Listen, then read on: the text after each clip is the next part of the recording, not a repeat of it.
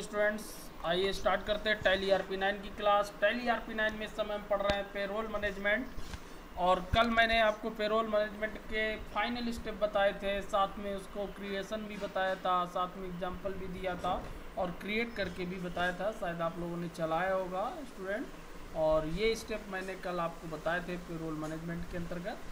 तो आइए एक बार मैं और पेरोल मैनेजमेंट क्रिएट करके आपको दिखा देता हूं, जिससे आपको कोई प्रॉब्लम ना रहे, आसानी के साथ आप पेरोल मैनेजमेंट यूज कर सकें।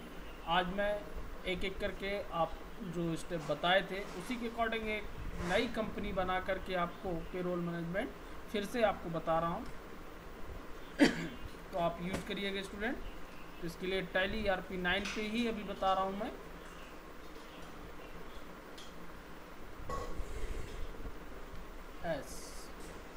टैली RP9 आपने यूज किया, जो भी कंपनी, इसको मैंने सेट किया, नई कंपनी को सेलेक्ट किया। और कहें तो इसी में बता देता हूँ, या चाहें तो एक नई कंपनी आपको क्रिएट करना है तो एक नई कंपनी मैं क्रिएट करके बता दूँ। पेरोल मैनेजमेंट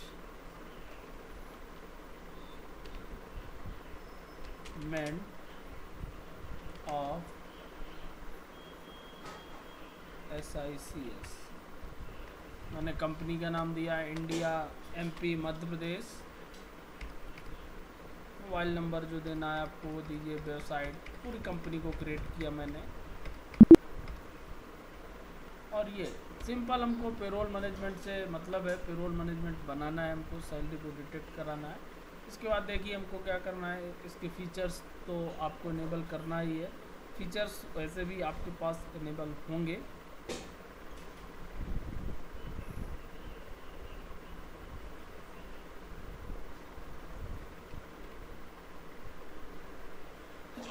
सबसे पहला स्टेप आपको फीचर्स को इनेबल करने के लिए आपको कहाँ पे जाना है स्टूडेंट, F11 फंक्शन की अकाउंटिंग फीचर्स। अकाउंटिंग फीचर्स के अंतर्गत यहाँ पे आपको दो फीचर्स मेंटेन करना है, मेंटेन पेरोल एस करना है।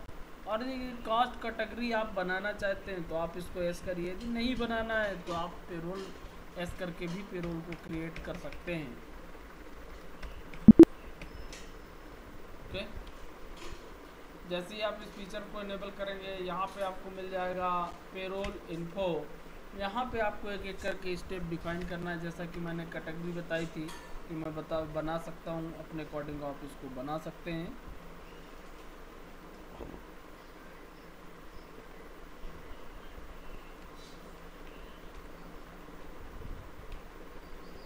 प्रिंसिपल एक मैंने कैटेगरी बनाई और या हेड ऑफ डिपार्टमेंट बना देते हैं, थोड़ा चेंज करके HOD। एक कैटेगरी मैंने HOD बनाई और दूसरी कैटेगरी में बना देता हूँ टीचर। Okay, teachers. इसके बाद आप यूनिट बना लें स्टूडेंट्स।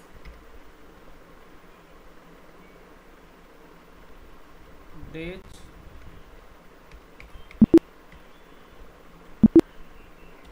और इसके बाद अटेंडेंस बना लेते हैं प्रेजेंट। अटेंडेंस लीव विथ पे।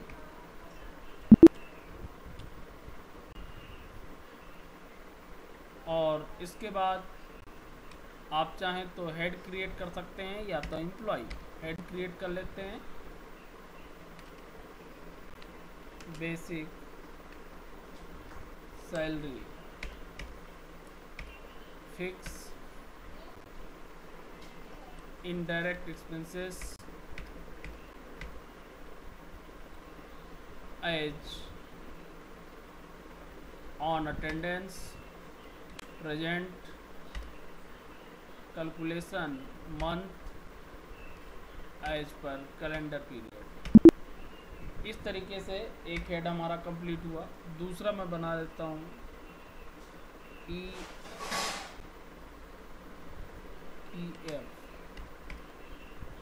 deduction from employee indirect expenses,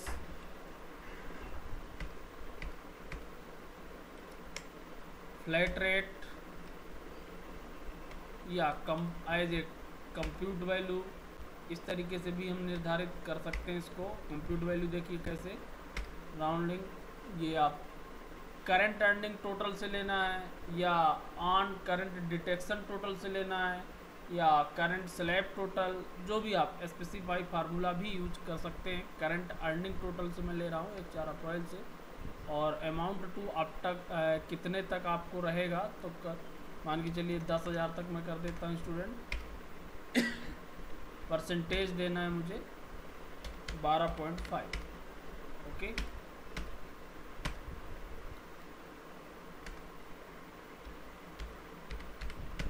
यही परसेंटेज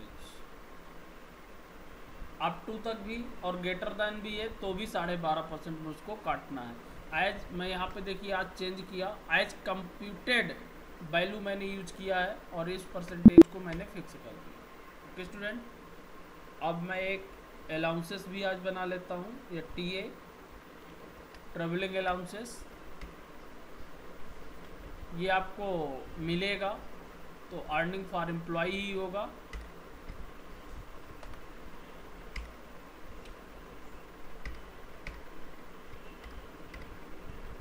और इसको फ्लैट रेट के अकॉर्डिंग कर लेता हूँ,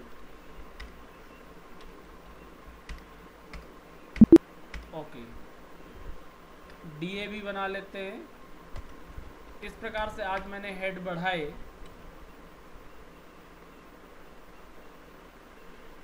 ये भी आपका आएगा earning for employee, indirect expenses,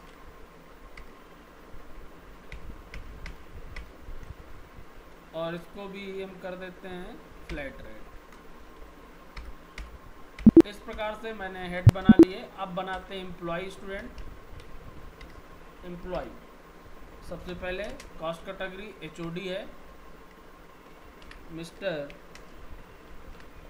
Umakant Shukla.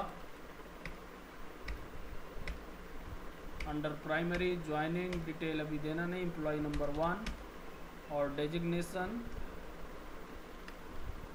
Head of department, function, work, date of birth, ये आप फिलअप कर लीजिएगा। मिस्टर रमेश बाबू कुशवाहा,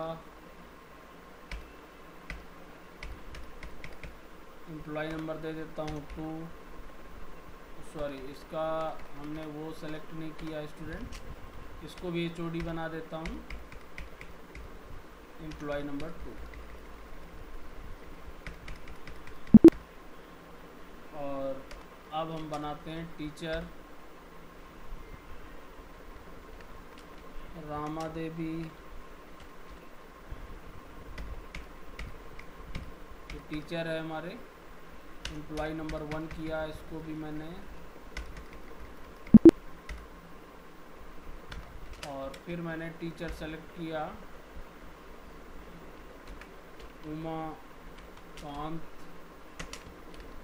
पांडे, और इसको मैंने एम्प्लॉय नंबर 2 दिया।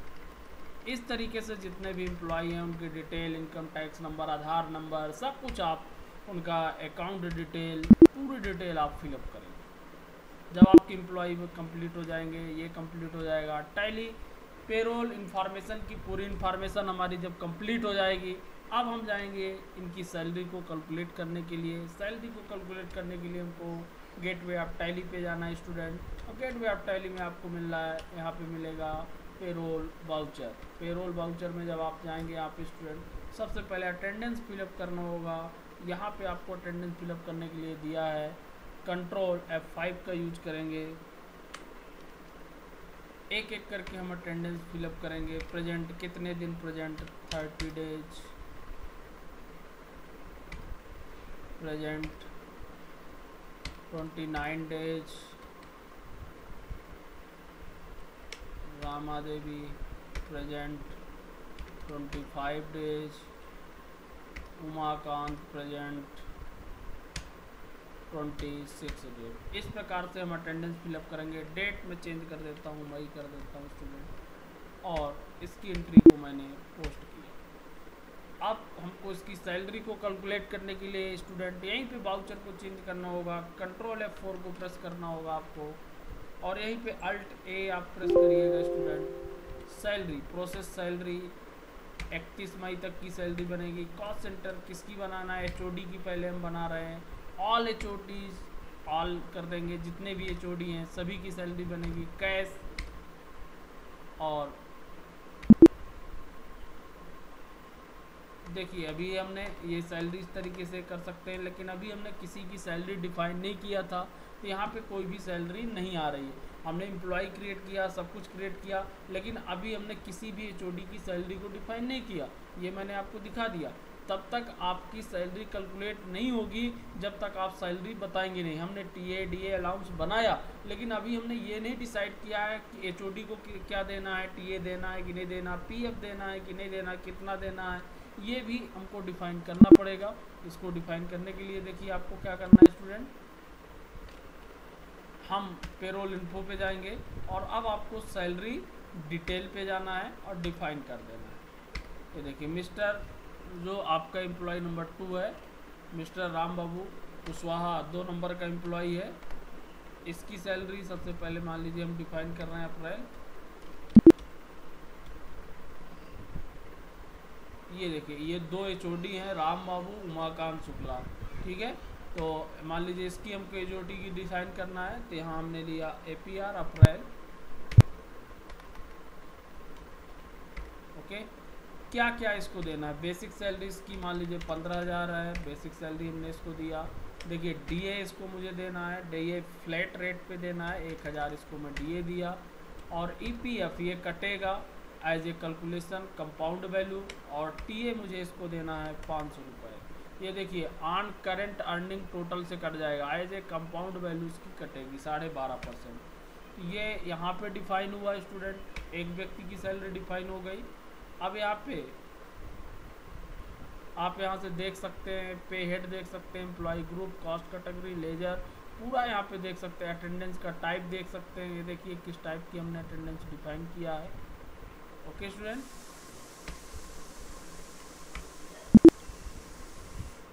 तो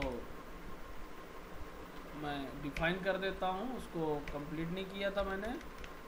10,000 रुपये, और DA इसको मैंने दिया 1,000 रुपये, और EPF ऑटोमेटिक लेगा, और TA मैंने इसको 500 रुपये। इस प्रकार से उमाकांत की सैलरी। अब मैं रमेश बाबू कुशवाहा को, इसको भी अप्रैल की ज्वाइनिंग है, बेसिक सैलरी इसकी भी, इसकी मान लीजिए 15,000 है बेसिक सैलरी, उसकी हमने 10 दिया। DA इसको मैंने दिया 1,000 ही, और EPF ऑटोमेटिक लेगा, TA इसको मैंने 500। ओके, इसी प्रकार से टीचर की बात करें तो अप्रैल में ये भी है, और बेसिक सैलरी इसकी मान के चलिए 10,000 रुपये है, और DA इनको मिलता है 1,500 रुपये, और EPF ऑटोमेटिक, TA यहाँ पे मैंने डिफाइन किया 500। इस तरीके से आप सभी जितने भी एम्प्लॉई हैं सभी की सैलरी आपको डिफाइन करना पड़ेगा। जब तक आप सैलरी डिफाइन नहीं करेंगे तब तक वहाँ पे रोल कैलकुलेट नहीं होगा। Okay student, EPF TA 500। अब हमारी सैलरी डिफाइन हो गई, अटेंडेंस हमने फिलअप कर लिया था स्टूडेंट। आप सीधे आपको वाउचर पे जाना है, पेरोल वाउचर पे, और यहाँ पे आप पेरोल वाउचर ही हमारा सेलेक्ट है। Alt A मैंने किया, सैलरी डिफाइन किया। यहाँ पे मैं मान लीजिए HOD की सैलरी बना रहा हूँ, तो एम्प्लॉय नेम और कैश करूँगा और S करूँगा। ये देखिए जितने भी HOD होंगे सभी की सैलरी ऑटोमेटिक कैलकुलेट हो जाएगी। यहाँ पे देखिए अलग अलग आपको डिटेल मिलेगी। मिस्टर रमेश बाबू कुशवाहा जिसकी बेसिक सैलरी बनी 14,516 रुपये, DA उसको 1,000, EPF जो बना 1,939 रुपये, TA 500, टोटल अमाउंट जो मिला इतना। फिर इसी प्रकार से उमाकांत, इस सेल इसको आप पोस्ट कर देंगे और इसके बाद आप इसकी रिपोर्ट देख सकते हैं।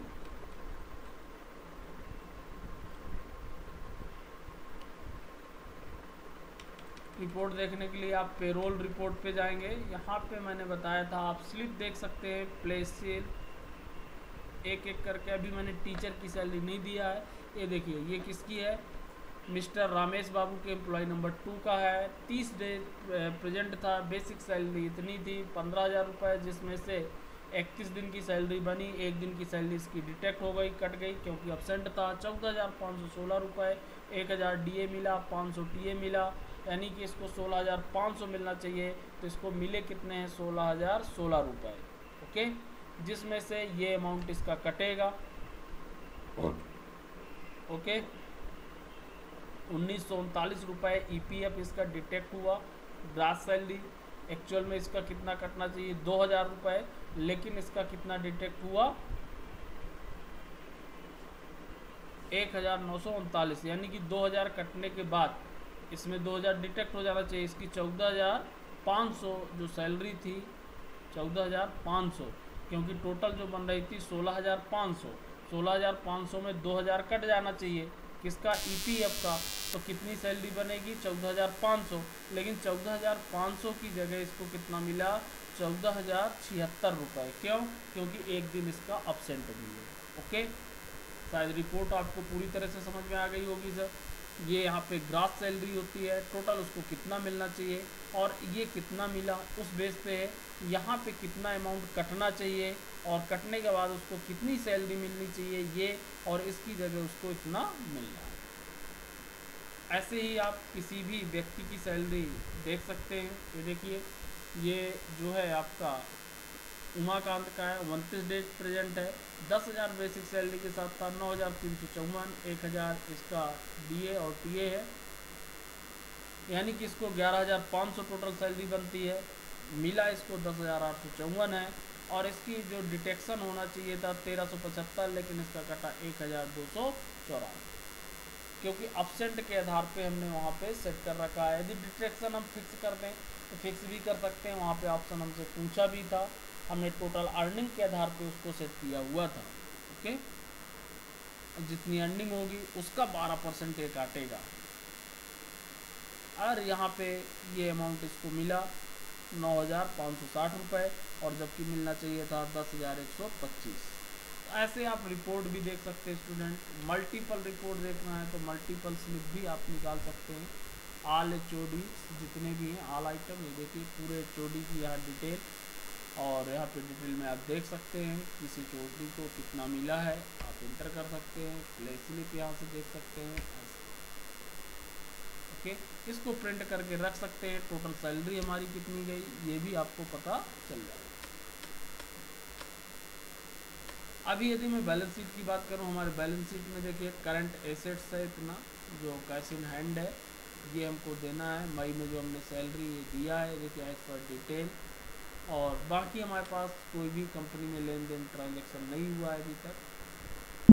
ओके, तो आप यहाँ पे जा कर के पेमेंट वाउचर में उसको सैलरी को पेमेंट भी कर सकते हैं, एक सैलरी लेजर बना करके। ये देखिए कैश हमारा माइनस में है क्योंकि कैश हमारा डिटेक्ट हो चुका है। अभी हमारे पास कोई कैश नहीं था, हमने सैलरी में दे दिया है। इस कैश को हम रिसीव भी कर सकते हैं, यानी कि यदि कैपिटल पूंजी हम यहाँ पे लगा देंगे तो हमारा कैश रिसीव हो जाएगा।